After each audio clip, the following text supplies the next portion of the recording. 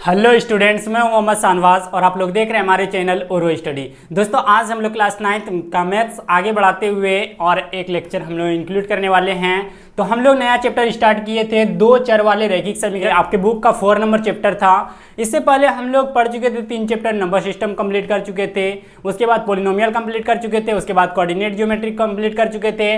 और हम लोग अब पढ़ने वाले हैं दो चर वाले रैखिक समीकरण, जिसमें हम लोग फर्स्ट लेक्चर में बेसिक पढ़े थे, इंट्रोडक्शन टाइप पढ़े थे और 2 उदाहरण डिस्कस किए थे। ठीक है, सबसे पहले एक बार रिकैप कर देते हैं क्योंकि ये दूसरा लेक्चर है इसका। तो चलिए, सबसे पहले हम लोग जानते हैं कि चर किसको बोलते हैं। थोड़ा सा रिकैप कर देता हूं, 1 मिनट। ठीक है, चर किसको बोलते हैं? अगर कोई क्या है, अगर कोई समीकरण दिया हुआ, इक्वेशन दिया है, उसमें आपको अगर x, y, z कुछ भी दिखे तो वो चीज जो कहलाता है उसको बोला जाता है चर बोला जाता है। क्या बोला जाता है? चर बोला जाता है। और रैखिक समीकरण किसको बोला जाता था? रैखिक समीकरण जितना भी चर दिया रहता था, x, y, z जितना भी दिया रहता था, उस पे अगर घात यानी पावर अगर 1 रहता है तो उसको बोला जाता है रैखिक। अगर 1 से ज्यादा रहेगा तो उसको रैखिक समीकरण नहीं बोला जाएगा। फॉर एग्जाम्पल, अगर हम आपके बीच लेते हैं 3x + 4y + 5 = 0, बताना है कि ये दो चर वाले रैखिक समीकरण है या नहीं। तो बोलिएगा जी सर, ये तो रैखिक समीकरण है दो चर वाले। पहला चर है x, दूसरा चर है y, और देखिए चर पे घात कितना है? 1 है, y पे भी 1 है, मतलब ये दो चर वाले रैखिक समीकरण है। और एक एग्जांपल लेते हैं। ठीक है, चलिए एक और एग्जांपल लेते हैं। 5x² + 3y + 2, बताना है आपको ये दो चर वाले रैखिक समीकरण है या नहीं। तो बोलिएगा, तो इसमें देखिए चर का जो घात है इसमें 1 से ज्यादा यानी 2 है, तो ये क्या हो जाएगा? लीनियर नहीं होगा। ठीक है, रैखिक नहीं होगा, क्योंकि अभी हम लोग जस्ट पढ़े कि चर पे घात 1 होना चाहिए तभी वह रैखिक कहलाता है। ठीक है, अदरवाइज ये रैखिक नहीं होगा। चलिए फिलहाल हम लोग आज डिस्कस करने वाले हैं एक्सरसाइज 4.1 डिस्कस करेंगे। इसमें 2 क्वेश्चंस दिया हुआ है, दोनों को हम लोग कंप्लीट आज देखने वाले हैं। ठीक है, तो पहला क्वेश्चन बहुत ही ज़्यादा सिंपल है, बहुत ही ज़्यादा सिंपल है। और ये बेसिकली हम लोग जो दोनों क्वेश्चन पढ़ने वाले हैं, ax + by + c = 0, इसी पे आधारित होगा। तो इसको ज़रूर याद कीजिएगा। कल भी बोले थे कि इसको ज़रूर अच्छे से समझने का कोशिश कीजिएगा। चलिए, आई होप कि आप लोगों ने बहुत ही बेहतरीन ढंग से समझे होंगे। ठीक है, चलिए, आपको अगर दुकान पे भेज देते हैं आपके मम्मी पापा, ठीक है, दुकान पे भेज देते हैं, बोलेंगे कि चीनी लाना है 2 kg, और उसमें क्या चीनी और आपको चाय पत्ती लाना है। ठीक है, चाय पत्ती 2 kg नहीं लाना है, मात्र 5 रुपया का लाना है। ठीक है, और चीनी लाना है 2 kg लाना है। तो आप क्या कीजिएगा? आपको अगर गिनने पैसा नहीं आएगा, जोड़ने पैसा नहीं आएगा, आपको अगर बोलेगा 200 ग्राम का कितना होगा, 50 ग्राम का कितना होगा, तो आप नहीं ना निकाल सकिएगा। उसके लिए जानना जरूरी है। ठीक है, अगर वहाँ पे फंस जाइएगा ना तो क्या बोलेगा, क्या पढ़ता है फलना का लड़का। कुछ भी आप वहाँ पे कितनों पढ़ लीजिए, आप ग्रेजुएशन, MSc जो भी कर लीजिए, PhD कुछ भी कर लीजिए, आप अगर वो क्वेश्चन में फंस जाइएगा तो आपको कोई नॉलेज का वैल्यू वहाँ नहीं देगा। इसीलिए ये सब बेसिक कॉन्सेप्ट है, इसको जानना बहुत ज़्यादा जरूरी है। ये जरूरी नहीं है कि हम मैथ कर लिए ग्रेजुएशन मैथमेटिक्स ऑनर से तो आपका बहुत बड़ा नॉलेज होगा, कुछ नहीं है ऐसा दोस्तों। ठीक है, आप अगर छोटे क्वेश्चन में फंस जाइएगा तो आपका नॉलेज कोई मैटर नहीं करता है। इसीलिए अच्छे से ध्यान दीजिएगा, अभी से बेस को पकड़िएगा। पिलर अगर ढलता है ना, मकान बनता है 2 मंजिल 3 मंजिल, तो उसमें पहले पिलर को बहुत ही बेहतरीन ढंग से अंदर में डाला जाता है, उसके बाद उस पर जितना पिलर उस पर मंजिल दिया जाता है ना, वो भर संभाल लेता है। ठीक है, लेकिन हम अंदर में ही अगर बांस का खुट्टा दे देंगे, ऊपर में हम 3 मंजिल उठाएंगे, तो बताइए रहेगा कभी नहीं ना। इसीलिए अपना बेस मजबूत कीजिए, आगे जहां भी जाइएगा सक्सेस कीजिएगा। ठीक, चलिए पहला नंबर क्वेश्चन आपके सामने है। एक नोटबुक की कीमत, नोटबुक मतलब आपके पास जो जिसमें फेयर करते हैं, ठीक, एक नोटबुक की कीमत एक कलम की कीमत से 2 गुनी है। क्या बोल रहा है? एक नोटबुक की कीमत, आपके पास जो कॉपी है, आपका फेयर कॉपी जो है, वो कलम की कीमत से, आपके पास ये पेन जो है इसकी कीमत से 2 गुनी है। ठीक, इस कथन को निरूपित करने के लिए 2 चरों वाले एक रैखिक समीकरण तैयार करना है। ठीक, बहुत ही ज़्यादा सिंपल क्वेश्चन है। आई होप दोस्तों अगर समझे होंगे बेसिक कॉन्सेप्ट को तो अपने से बनाने का कोशिश कीजिएगा। चलिए, हम वैसे तो बताएंगे ही, अगर नहीं बनाइएगा तो। चलिए पहला का सॉल्यूशन देखते हैं, बहुत ही सिंपल है। सबसे पहले लिख लेते हैं माना माना कि नोटबुक की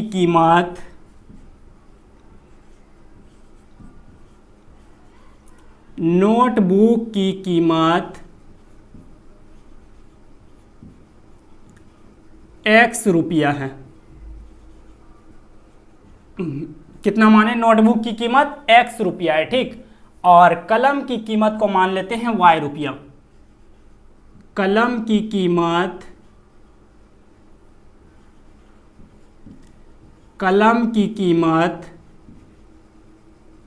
इक्वल टू Y रुपया, ये हम मान लिए, ठीक है। वैसे नीचे में आपका कथन में दिया हुआ है कि नोटबुक की कीमत को X मानना है और कलम की कीमत को Y मानना है, ठीक। ये बुक में दिया हुआ है। तो प्रश्न क्या बोल रहा है? प्रश्नानुसार, प्रश्न से पहले क्या दिया हुआ है? नोटबुक की कीमत को लिख देना है। नोटबुक की कीमत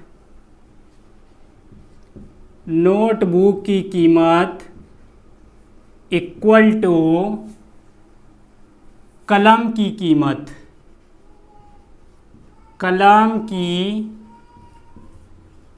कीमत, ये चीज़ दिया हुआ है, ठीक है। अब देखना है, क्वेश्चन पे ध्यान देना है, गौर दीजिए इधर, ठीक है। गौर कीजिए इधर, आपको अभी लिखना नहीं है, आपको लिखने का समय दिया जाएगा स्क्रीनशॉट का।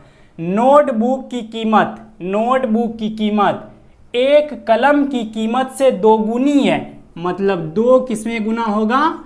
कलम की कीमत में 2 गुनी, मतलब 2 गुना कलम की कीमत करेंगे तब मेरा होगा नोटबुक की कीमत पूरेगा, ठीक है। मतलब क्या हुआ कि नोटबुक की कीमत जो है इक्वल टू 2 गुना कलम की कीमत, तब दोनों बराबर हो रहा है। यही चीज को बोला गया है कि कीमत जो है वो 2 गुना है कलम की कीमत, ठीक है। क्या बोला है? एक कलम की कीमत से 2 गुनी है, मतलब नोटबुक की कीमत जो है वो कलम की कीमत से 2 गुनी है, ठीक। चलिए, नोटबुक की कीमत कितना माने हैं? X माने हैं, X रुपया, और 2 गुना कलम की कीमत को कितना माने हैं? Y रुपया माने हैं। तो X इक्वल टू मेरा कितना हो गया? 2y हो गया। अब इसको क्या करना है? 2 चर वाले रैखिक समीकरण में लिखना है, ठीक। तो y को इधर लाइए, डेट इज y को इधर लाएंगे तो x minus 2y equal to 0 हो जाएगा। तो ये मेरा जो समीकरण हुआ ये आपका रैखिक समीकरण हो गया। क्या हो गया? रैखिक समीकरण हो गया। और इसको अगर सजा के लिखिएगा तो 1 into x minus plus -2 into y plus 0 कर देना है इक्वल टू 0। ये आपका क्या बोल सकते हैं, बहुत मतलब 2 चर वाले रैखिक समीकरण के रूप में आ गया। ax plus B Y plus C equal to 0 हो गया, ठीक। चलिए इसका स्क्रीनशॉट लीजिए। आला क्या बोल रहा है कि निम्नलिखित रैखिक समीकरणों को ax plus B Y plus C equal to 0 के रूप में व्यक्त कीजिए। ax plus B Y plus C ये चीज है क्या? ये क्या है? 2 चर वाले रैखिक समीकरण है। क्या है? 2 चर वाले रैखिक समीकरण। इसमें व्यक्त करना है प्रत्येक स्थिति में a, b और c का मान फाइंड करना है, ठीक है। a, b, c का मान ज्ञात करना है। ये इक्वेशन दिया हुआ है, 8 इक्वेशन दिया हुआ है। पहला इक्वेशन है 2x plus 3y equal to 9.355 5 पे रेकरिंग है, मतलब चलते रहेगा 555। चलिए इसको लिख लेते हैं। क्या दिया हुआ है? 2x plus 3y equal to दिया हुआ है 9.35 दिया हुआ है। 5 पे रेकरिंग है, मतलब 5 चलते रहेगा, ठीक। चलिए 2x प्लस 3y माइनस इधर लाएंगे तो ये हो जाएगा 9.35 हो जाएगा इक्वल टू 0 हो जाएगा। यहाँ से देखिए ये रिलेट कर रहा है किसको? ax plus B Y plus C को रिलेट कर रहा है ना, ax plus B Y plus C को रिलेट कर रहा है। अब बोलिएगा प्लस नहीं है तो चलिए इसको लिख दीजिए अच्छे से। 2x plus 3y plus minus 9.35 इसको लिख दीजिए और 5 पे रेकरिंग दे दीजिए बार, जिसको बोला जाता है। चलिए अब यहाँ से लिख दीजिए आप a इक्वल टू कितना हो जाएगा? ये x का कोफिशिएंट 2, b इक्वल टू हो जाएगा y का कोफिशिएंट 3 और c इक्वल टू हो जाएगा माइनस 9.35 हो जाएगा और 5 पे रेकरिंग, ठीक। चलिए समझ लिए। अब दूसरा नंबर बहुत ही आसान है, दूसरा नंबर भी इसी तरह बनेगा। चलिए जितना भी क्वेश्चन है सब इसी तरह बनेगा। दूसरा नंबर है x minus y upon 5 equal to नहीं है, -10 इक्वल टू 0 है। ये क्वेश्चन आपके बीच दिया हुआ है, ठीक। चलिए इसको लिखते हैं अच्छे से। 1 into x plus -1/5 into y plus -10 equal to 0 हो जाएगा। अब ये रिलेट कर रहा है ax plus B Y plus C equal to 0 को रिलेट कर रहा है, तो यहाँ से हो जाएगा a इक्वल टू 1 हो जाएगा, b इक्वल टू -1/5 हो जाएगा, c इक्वल टू -10 हो जाएगा, और ये मेरा आंसर हो जाएगा, ठीक। चलिए अब तीसरा नंबर हम लोग देखते हैं। तीसरा नंबर क्या है? -2x plus 3y plus equal to 6। यहाँ पे देखते हैं तीसरा नंबर क्या है। -2x plus 3y equal to 6 दिया हुआ है, ठीक। 6 को इधर लाएंगे LHS साइड में, तो ये हो जाएगा -2x प्लस 3y माइनस 6। अब प्लस और माइनस क्या लिखेंगे, आप तो खुद समझ रहे हैं कि यहाँ पे प्लस होता है तो -6 लिखा जाता है, तो डायरेक्ट आप लिख देंगे, ठीक है। डेट इज यहाँ से हो जाएगा a का मान बताइए आप लोग। a हो जाएगा कितना, -2 हो जाएगा, b क्या हो जाएगा, 3 हो जाएगा, c हो जाएगा -6 हो जाएगा। ये आपका हो गया, ठीक है। एक इसको लिखा जाता है x का कोफिशिएंट, x चर का कोफिशिएंट, y चर का कोफिशिएंट b लिखा जाता है, और c को c लिखा जाता है, ठीक है।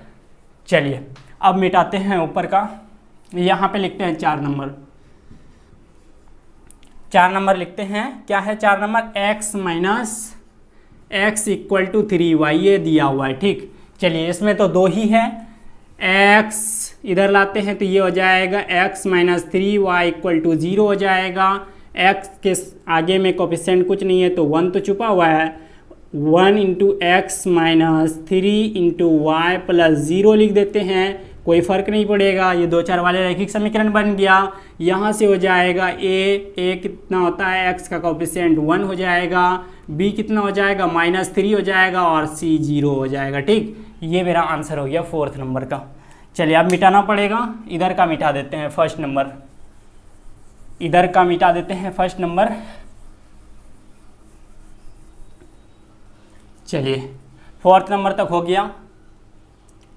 5 नंबर क्या है, 5 नंबर है 2x इक्वल टू -5y दिया हुआ है, ठीक।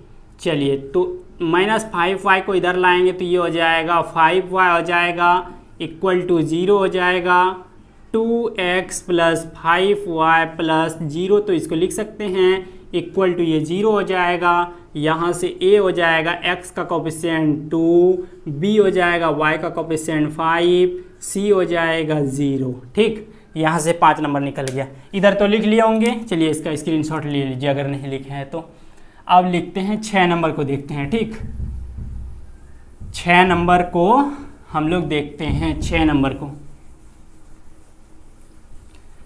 को हम लोग देखने वाले हैं। क्या है 6 number, 3x plus 2 equal to 0, 3x plus 2 equal to 0।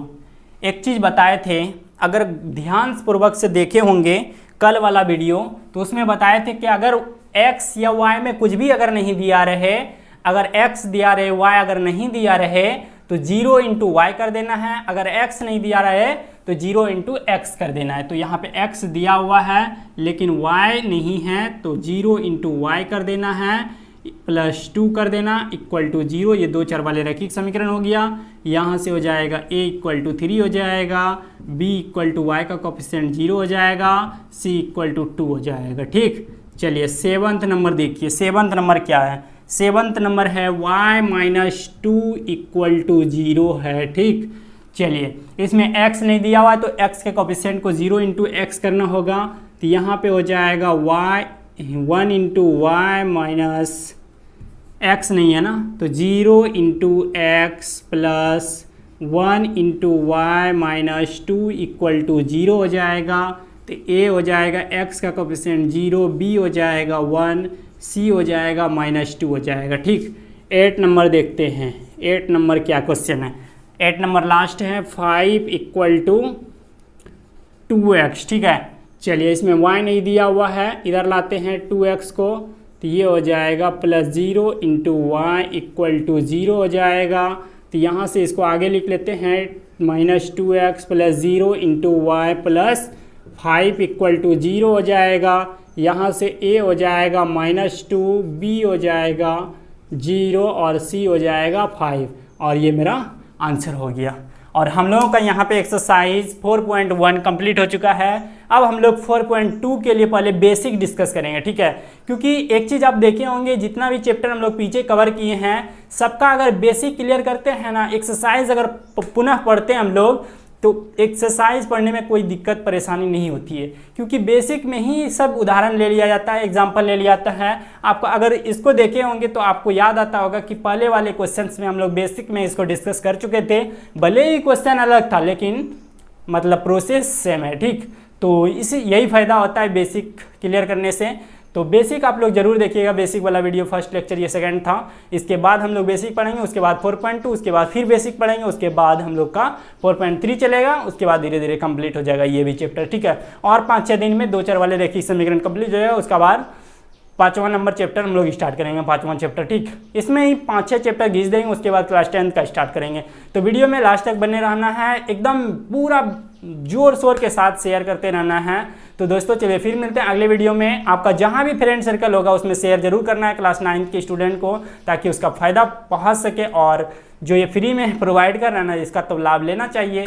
तो चलिए फिर मिलते हैं अगले वीडियो में, बाय बाय।